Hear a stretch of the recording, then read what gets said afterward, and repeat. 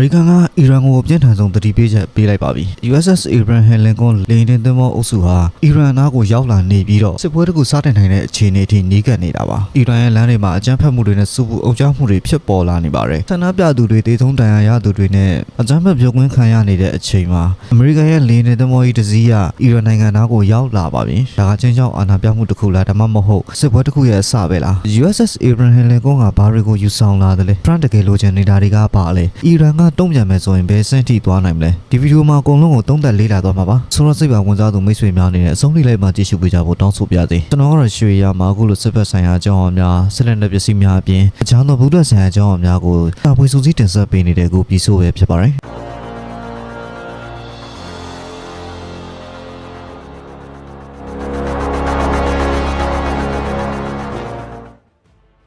အမေရိကန်ကအီရန်ကိုသတိပေးပြောကြားထားတာတွေရှိခဲ့ပါတယ်ဆန္ဒပြသူတွေကိုအကြမ်းဖက်တပ်ဖြတ်မှုတွေနဲ့ဖမ်းဆီးပစ်ပေးတာတွေမရပ်တန့်ဘူးဆိုရင်၎င်းတို့အနေနဲ့တုံ့ပြန်ရလိမ့်မယ်လို့သမ္မတဒေါ်နယ်ထရန့်ကပြောခဲ့ပါတယ်ဒါပေမဲ့ဆန္ဒပြသူတွေကတော့လမ်းမတွေပေါ်မှာတေဆုံးနေကြသေးပါအဲ့ဒီတွေကတချို့သူတွေကတော့ဖမ်းဆီးပြီးကွပ်မျက်ခြင်းတွေခံခဲ့ရပါတယ်နောက်ဆုံးတော့အမေရိကန်စစ်သည်မောတွေဟာအီရန်ရဲ့တကားဝါကိုရောက်လာပြီးဒါဟာအရန်ဆိုးရတဲ့အရာတစ်ခုဖြစ်လာတော့မဲ့သဘောပါရာဒူလာကမနီအတွက်အချိန်နီးကပ်လာနေပြီဖြစ်ပြီးဒါကိုသူကလည်းခံစားမိနေပါတယ်ဇန်နဝါရီလ26ရက်နေ့မှာအမေရိကန်ကသူ့ရဲ့ထိန်းချုပ်မှုနောက်မှာတကယ်အာဏာကိုအသုံးချဖို့စံနာရှိကြောင်းပြသဖို့လှုံ့ဆော်ခဲ့တဲ့အဓိကလှုပ်ရှားမှုအကြောင်းကိုသတင်းဌာနအများပြားကပေါ်ပြခဲ့ကြပါတယ်။ဝါရှင်တန်ပို့သတင်းစာရဲ့အဆိုအရလေယာဉ်သင်္ဘော USS Abraham Lincoln ဟာသူ့ရဲ့လေယာဉ်သင်္ဘောတိုက်ခိုက်ရေးအဖွဲ့နဲ့အတူအီရန်နိုင်ငံကိုရောက်ရှိလာခဲ့ပါတယ်။လက်ရှိအချိန်မှာအရှိအလဲပိုင်းတွေကိုပုံပုံနဲ့ဆိုင်စွာခုံပေါင်းနေတဲ့လေယာဉ်သင်္ဘောဟာနောက်ထပ်ဖြစ်လာနိုင်တဲ့ຢာတွေနဲ့ပြင်ဆင်နေပါတယ်။တိုက်ခိုက်မှုတွေဒါမှမဟုတ်အီရန်ကိုဆန္ဒပြသူတွေရသက်တပတ်ပေါင်းများစွာတိုက်ပွဲဝင်နေတဲ့ဆိုးရပြောင်းလဲမှုတစ်ခုဖြစ်ဖို့လေယာဉ်တင်သင်္ဘောနဲ့အမေရိကန်ရဲ့အခြားတပ်ဖွဲ့တွေကိုအသုံးပြုတာပဲဖြစ်ပေါ့နောက်ထပ်ဖြစ်လာမယ့်ຢာတို့က Trump တကယ်ဘာလို့ကျင်တယ်ဆိုတဲ့ပုံမှန်ပုံတည်နေပါလိမ့်မယ်ဆိုတော့ဒီနေ့မှာတော့ဒါတို့အားလုံးကိုကျွန်တော်တို့လေ့လာသွားမှာပါ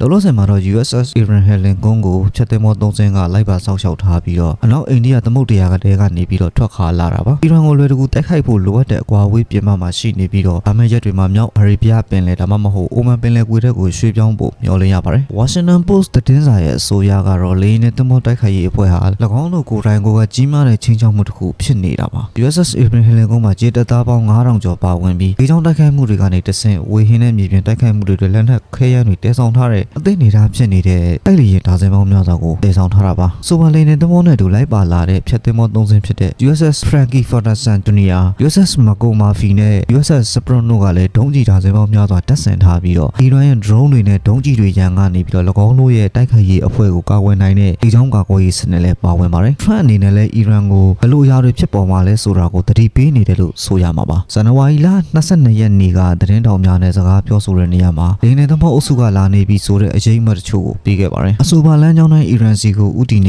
တဲ့ကြီးမားတဲ့လေယာဉ်သင်္ဘောအုပ်စုတစ်ခုကျွန်တော်တို့မှာရှိပါတယ်။ဘာတွေဖြစ်လာမလဲဆိုတာကိုကျွန်တော်တို့စောင့်ကြည့်ရမှာပါ။သူတို့ကိုနီးကပ်စောင့်ကြည့်နေပါတယ်လို့ The War Zone လို့ခေါ်တဲ့ EWZ က Trump ရဲ့ပြောဆိုချက်များကိုပြန်လည်ပြောဆိုခဲ့တာပါ။ Trump ကဒီအဖွဲ့ဟာရေတပ်ကြီးတစ်ခုဖြစ်ပြီးတော့အမေရိကန်သမ္မတတွေရဲ့ဒလေအတိုင်းသူ့ရဲ့ရွေချက်အစစ်အမှန်ကိုတတိပယ်မျိုးစုံဖွင့်ဆိုဖို့အတွက်ထပ်လောင်းပြောကြားခဲ့တာပါ။အဲဒီဘက်ကိုဥတီနေတဲ့ကြီးမားတဲ့ရေတပ်အုပ်စုတစ်ခုရှိပါတယ်။အဲ့ဒါကိုသုံးဖို့မလိုတော့ပါဘူး။စောင့်ကြည့်ရမှာပေါ့လို့သူကပြောကြားခဲ့တာပါ။ဆိုပါသတင်းဌာနမှာပဲ USS Abraham Lincoln လေယာဉ်နဲ့သင်္ဘောတိုက်ခိုက်ရေးအဖွဲ့ဟာဖြစ်လာနိုင်ရည်ရှိတဲ့တိုက်ပွဲတွေတဲ့ဘာတွေယူဆောင်လာမလဲဆိုတဲ့အသေးစိတ်အချက်လက်တချို့ကိုလည်းထည့်သွင်းဖော်ပြခဲ့ပါတယ်။ EWZ ကလေယာဉ်နဲ့သင်္ဘောမှာ F-35C Lightning II-S F-A-80 EF Super Hornets E-2D Hawkeye M-860R SC Hawk CMV-22B Osprey နဲ့ EA-80G Grollos အပါအဝင်လေယာဉ်မျိုးကိုမောင်းနေတဲ့လေယာဉ်မှုတာခွဲ8ခုပါဝင်ကြောင်းပြောကြားခဲ့ပါတယ်။၎င်းတို့မှာလေယာဉ်အမျိုးအစားအများကြီးပါဝင်ပြီးတော့အနီးကပ်ကင်းထောင်စောင့်ကြည့်ရေးနဲ့တိုက်ခိုက်ရေးတွေအတွက်စိတ်ကြိုက်ရွေးချယ်အသုံးပြုနိုင်ပါတယ်။ဒါပေမဲ့အမေရိကန်ကအီရန်ကိုတိုက်ခိုက်ဖို့အသုံးပြုမဲ့အခြားနေရာတွေမှာတော့လေကြောင်းအင်အားတွေဝင်လာတာမျိုးမရှိသေးပါဘူး။အိန္ဒိယသမုဒ္ဒရာတွေကအမေရိကန်အခြေစိုက်ဒီကိုဂါစီယာမှာလည်းဘုံကျဲလေယာဉ်တွေချထားတာမျိုးမတွေ့ရသေးပါဘူး။ဒါပေမဲ့အဲ့ဒီအခြေစိုက်စခန်းကို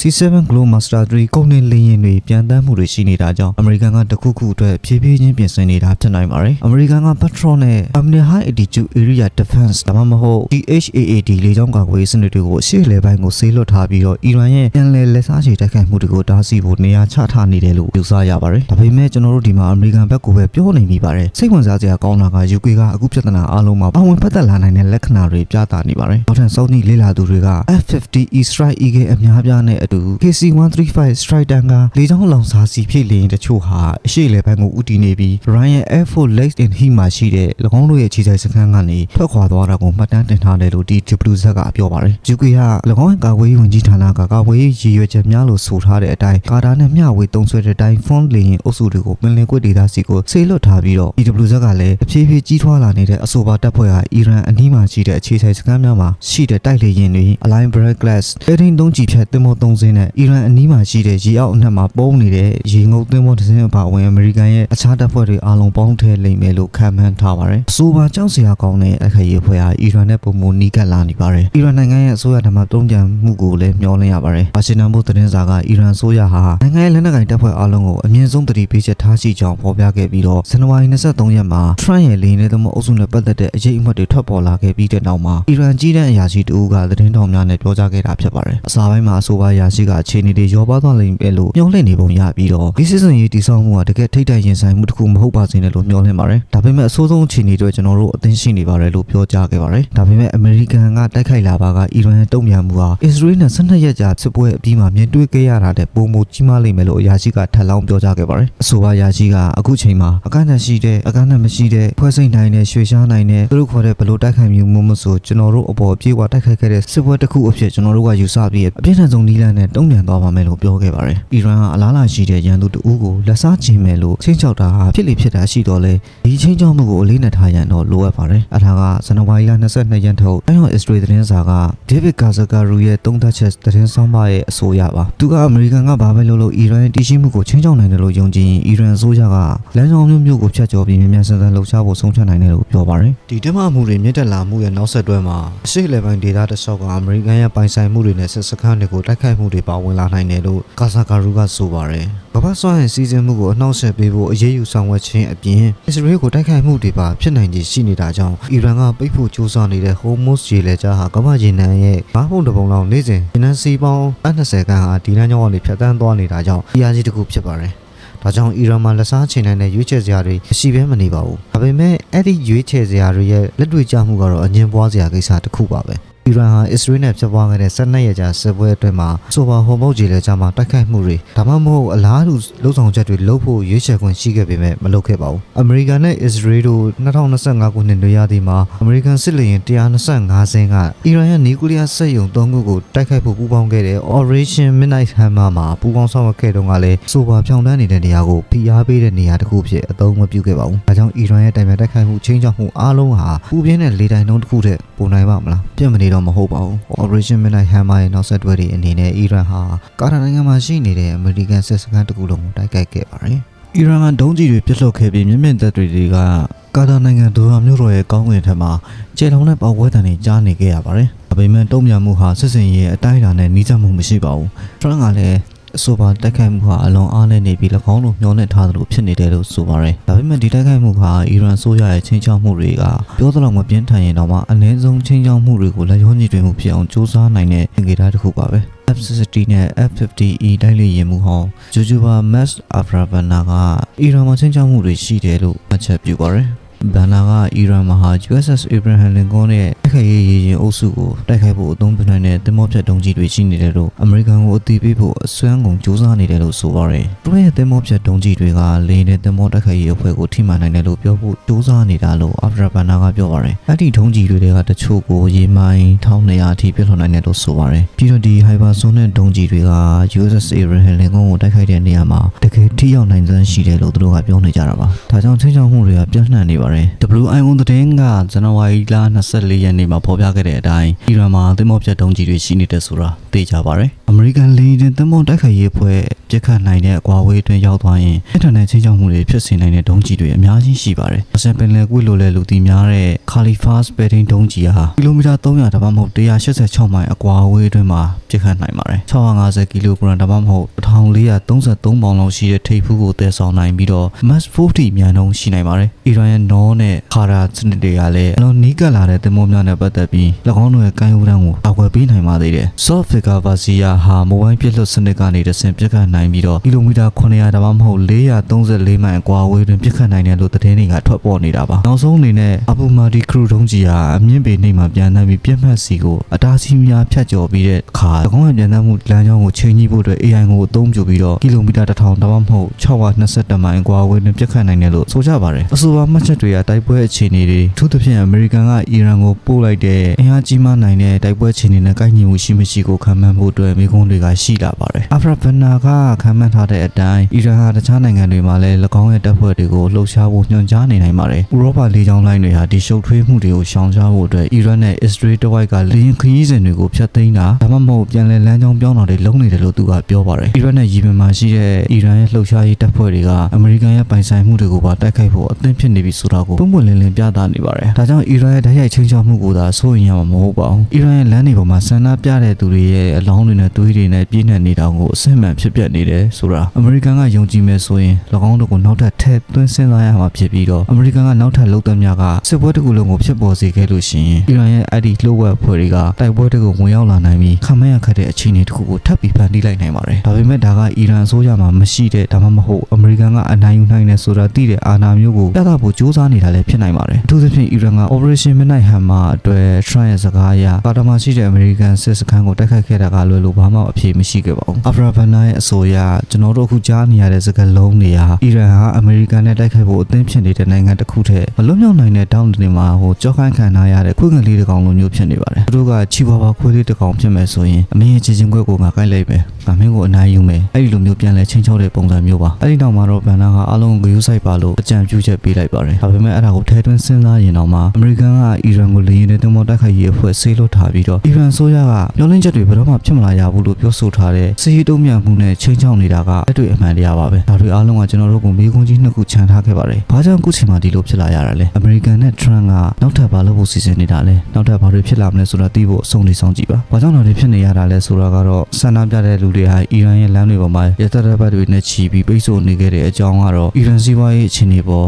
်ဒေါသထွက်နေတဲ့ဈေးဆိုင်ပိုင်ရှင်တွေဟာသူတို့ရဲ့မကျေနပ်ချက်တွေကိုလမ်းပေါ်ထွက်ဆန္ဒပြတဲ့အရာကနေအလုံးစတင်ခဲ့တာပါ။အကြမ်းကမှာပဲအီရန်အုပ်ချုပ်တဲ့အစိုးရကိုဆန့်ကျင်တဲ့တခြားလူတွေကလည်းသူတို့နဲ့ပူးပေါင်းခဲ့ကြပါတယ်။ဆန္ဒပြပွဲလေးတစ်ခုကနေပြီးတော့ကာဗာနီနဲ့သူ့ရဲ့အပေါင်းပါတွေအတွက်ကြီးမားတဲ့အရေးပေါ်အခြေအနေတစ်ခုအဖြစ်ကြီးထွားလာခဲ့တာပါ။အမေရိကန်ပြည်ထောင်စုကအီရန်ဆန္ဒပြသူတွေကိုအနည်းဆုံးတော့တိုက်ရိုက်လှုပ်ဆောင်မှုမဟုတ်ရင်တော့ကလုံးတွေနဲ့အပြည့်အဝထောက်ခံခဲ့ပါတယ်။ဒီအခြေအနေထိထရန့်ကအီရန်အစိုးရကဆန္ဒပြသူတွေကိုတပ်ဖြတ်မယ်ဆိုရင်အီရန်ကိုတိုက်ခိုက်မယ်လို့မြန်မြန်ဆန်ဆန်ချိန်ချောက်ခဲ့ပါတယ်။ပြီးတော့ဆန္ဒပြမှုတွေစတင်ခဲ့တဲ့ရက်သတ္တပတ်အတွင်းမှာလည်းဆန္ဒပြပွဲတွေကိုအကြိမ်ပေါင်းများစွာအားပေးခဲ့ပါတယ်။ဥပမာအားဖြင့်ဇန်နဝါရီ23ရက်နေ့မှာအမေရိကန်သမ္မတထရန့်ဆိုရကနေပြီးတော့အီရန်မျိုးချစ်တွေဆက်လက်ဆန္ဒပြကြပါ။ခင်ဗျားတို့အဖွဲ့အစည်းတွေကိုသိမ်းမဲ့ကြပါ။လူသားသမားတွေနဲ့ကြမ်းဖက်သမားတွေရဲ့နာမည်တွေကိုမှတ်သားတာပါ။သူတို့ကကြီးမားတဲ့တန်ဖိုးကိုပေးဆောင်ရလိမ့်မယ်။ဆန္ဒပြသူတွေကိုအထိမ့်မဲ့တပ်ဖြတ်မှုတွေရပ်တန့်သွားတဲ့အထိအီရန်အရာရှိတွေနဲ့တွေ့ဆုံမှုအားလုံးကိုကျွန်တော်ဖျက်သိမ်းလိုက်ပါတယ်။ပူကြီးတွေရောက်လာတော့မယ်။မဂါလို့ကြေညာခဲ့ပါတယ်။ဒီ post တင်ပြီးတရက်ကြာမှာတော့ဒီ WZ ကထရန့်ကအီရန်အစိုးရဆန္ဒပြသူတွေကိုတိုက်ခိုက်တဲ့အတွက်အမေရိကန်ကလက်စားချေမယ်ဆိုတဲ့သူ့ရဲ့ချိန်ချောက်မှုတွေလုပ်ဖြစ်တယ်လို့ပြောဆိုနေတယ်လို့ပေါ်ပြခဲ့ပါတယ်။အီရန်မှာတပ်ဖြတ်မှုကန်ခြေဆိုင်အီရန်လူခွင့်ရေးလှုပ်ရှားသူသတင်းဌာနရဲ့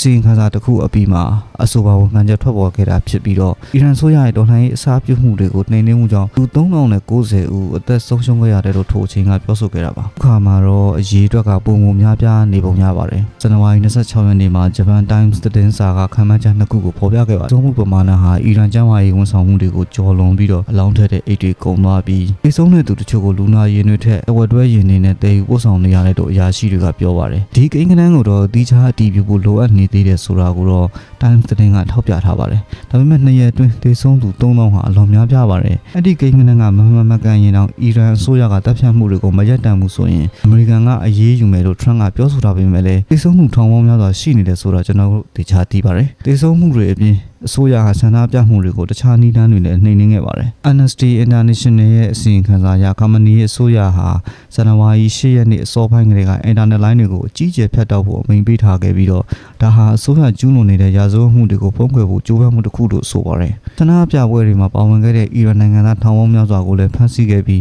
Washington Post သတင်းစာကတော့2000ကျော်လောက်ရှိမယ်လို့ဆိုပါတယ်။အနည်းဆုံးတော့အီရန်ရဲ့အစိုးရအခုဆန္ဒပြပွဲတွေပြီးဆုံးသွားပါပြီ။အီရန်အစိုးရပေါ်မကျေနပ်မှုတွေကိုပြသဖို့အတွက်ကြိုးပမ်း မှုများကနေပြီးတော့အသက်ရှင်ကျန်ရတဲ့သူတွေဟာအမေရိကန်ရဲ့တုံ့ပြန်မှုမရှိခြင်းအပေါ်မကြည်မနက်ဖြစ်နေကြပါတယ်။အီရန်နိုင်ငံမှာဆန္ဒပြဖို့၎င်းတို့ရဲ့အသက်ကိုစွန့်စားခဲ့ရတဲ့သူများဟာအမေရိကန်သမ္မတရဲ့လှုံ့ဆော်ချက်မရှိခြင်းကြောင့်တစ္ဆာဖောက်ခံရတယ်လို့ခံစားရကြောင်းပြောကြားခဲ့ပါတယ်။အီရန်ကိုဥတီနေတဲ့ USS Abraham Lincoln လေယာဉ်သင်္ဘောတိုက်ခိုက်ရေးအုပ်စုကအခုခါမှာပရိုက်တာလုပ်ငန်းတွေလှုံ့ဆော်နေပါကနောက်ကျမှလှုံ့ဆော်ခြင်းဟာမလှုံ့ဆော်ခြင်းနဲ့ပိုကောင်းတဲ့အခြေအနေတစ်ခုဖြစ်နေပုံရတယ်လို့ Washington Post သတင်းဌာနကဖော်ပြခဲ့ပါတယ်။ဒါပေမဲ့ဒီဗီဒီယိုမှာအချိန်ပေါင်းများစွာဖော်ပြခဲ့တဲ့မိကွန်းကိုပြန်သတိရစေပါတယ်။နောက်ဘာဆက်ဖြစ်မလဲ။အဲ့ဒီမိကွန်းရဲ့အဖြေကအီရန်ဆိုရကအားနဲ့လာပြီးတဲ့နောက် Trump ဘာတွေမျှော်လင့်တယ်ဒါမှမဟုတ်ဘာတွေအောင်မြင်နိုင်မလဲဆိုတာပေါ်မှာအများကြီးမူတည်ပါတယ်။ဇန်နဝါရီ23ရက်နေ့မှာ BBC က Trump အတွက်ဆုံးဖြတ်ချက်ချရမယ့်အချိန်ဖြစ်ပြီးတော့လာမယ့်ရက်သတ္တပတ်တွေအတွင်းသူ့ရဲ့လှုပ်ဆောင်ချက်တွေကအီရန်မှာဘာတွေဆက်ဖြစ်မလဲဆိုတာကိုဆုံးဖြတ်ပေးလိမ့်မယ်လို့ဖော်ပြခဲ့ပါတယ်။ BBC ကမဟာဗျူဟာနဲ့နိုင်ငံတကာလေ့လာရေးဌာနရဲ့အရှေ့လယ်ပိုင်းစီစဉ်မှာအကြီးတန်းသူတည်ဝေထော်ဒန်ရဲ့အဆိုကိုကိုးကားပြီးတော့ဒီမှာရွေးချက်အပြည့်စုံကိုကျွန်တော်တို့မသိတဲ့အတွက် Trump ဘယ်လိုအရေးယူဆောင်ရွက်မလဲဆိုတာကျွန်တော်တို့အတိအကျပြောဖို့ခက်ပါတယ်လို့ပြောကြားခဲ့ပါတယ်။ထော်ဒန်က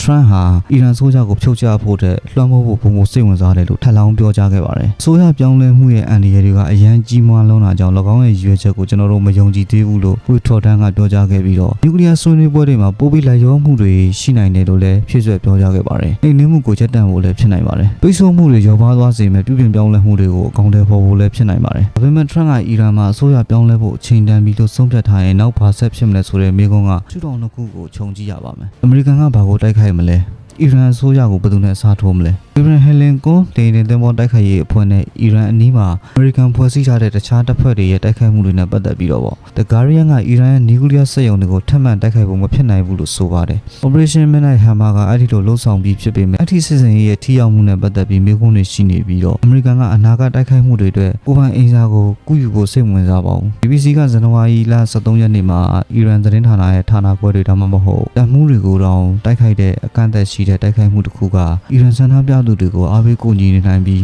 းဥဆောင်နေတဲ့အစိုးရကိုသတိပေးနိုင်တယ်လို့ခန့်မှန်းခဲ့ပါတယ်။ဒါပေမဲ့အီရန်ကယုံကြည်ရမယ်ဆိုရင်ဆန္ဒပြပွဲတွေကိုနှိမ်နင်းဖို့အမှန်တရားကိုပြောနေတယ်လို့ယူဆရင်ဒီလိုတိုက်ခိုက်မှုတွေအတွက်အချိန်တန်ပါပြီ။အဲ့ဒီအခွင့်အရေးကုံဆုံးသွားတဲ့အခါအမေရိကန်ကခါမနီကိုတိုက်ခိုက်လိမ့်မယ်။အဲ့ဒီလိုလုပ်ခဲ့ရင်ခက်ခဲနိုင်ပါတယ်။ Jerusalem Post သတင်းစာကအီရန်ရဲ့အထွတ်ထိပ်ခေါင်းဆောင်ကိုမြေရောက်ခိုလုံတဲ့နေရာကိုရွှေ့ပြောင်းထားပြီးတော့အဲ့ဒီနေရာမှာဥမင်လိုင်ကောင်းတွေများစွာရှိပြီးတော့၎င်းကိုဖော်ထုတ်တပ်ဖြတ်ရန်ဒါမှမဟုတ်ထုတ်ယူဖမ်းဆီးရန်ခက်ခဲစေမယ်ဖြစ်တယ်လို့ပြောကြားခဲ့ပါတယ်။ဒါပေမဲ့အမေရိကန်ကခမာရီကိုဖယ်ရှားပစ်တယ်လို့ယူဆပါကဒါကသူတို့သိတဲ့မကောင်းဆိုးဝါးကိုဖယ်ရှားပစ်မှာဖြစ်ပါတယ်။အဲ့လိုပြုလုပ်မယ်ဆိုရင်တစုံတစ်ယောက်ကအာဏာကွက်လက်ကိုဖြည့်ဆည်းရမှာဖြစ်ပါတယ်။အာဖရာဘန်နာကအမေရိကန်နိုင်ငံရေးဝန်ကြီးမာကိုရွန်ဘီယိုရဲ့မကြာသေးခင်ကအီရတ်ကိုတွားရောက်လဲပတ်မှုမှာအီရန်အစိုးရကိုမထောက်ခံရန်သတိပေးခဲ့ခြင်းဟာအီရန်တဲ့ရသားကောင်းဆောင်တူအာဏာရရှိစေမဲ့အနာဂတ်အသစ်အတွက်အမေရိကန်ကတိစောက်နေခြင်းဖြစ်နိုင်ကြောင်းအကြံပြုထားပါတယ်။အယာတူလာခါမာနီမပါဘဲအရသားကောင်းဆောင်တူရှိတဲ့အီရန်အတွက်ဒေတာတွင်းကိုပြင်ဆင်နေတာဖြစ်နိုင်တယ်လို့ဘာနာကအမေရိကန်ရဲ့ 40 စစ်တူရင်လှုပ်ရှားမှုလို့ခေါ်တဲ့ပြောခဲ့တဲ့စကားတွေထဲမှာထည့်သွင်းပြောကြားခဲ့ပါတယ်။ဆိုပါရလက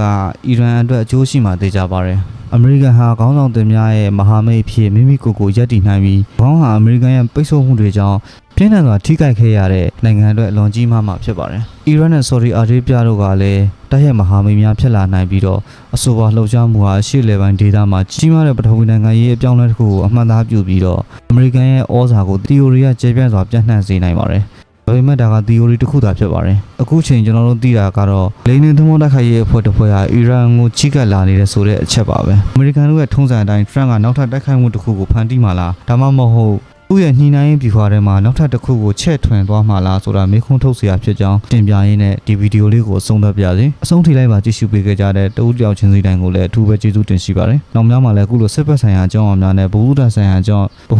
င်ရာအကြောင်းအရာများကိုဆက်လက်တင်ဆက်ပေးနေမှာဖြစ်လို့ကျွန်တော်ရဲ့ channel လေးကို subscribe လုပ်ပြီးစောင့်မျှော်ကြည့်ရှုပေးဖို့တောင်းဆိုပါရစေ။သုံးလို့ကြပါစို့လို့ပြောရင်နှုတ်ဆက်လိုက်ပါတယ်။ကျွန်တော်ကတော့ပြည်ဆိုပါ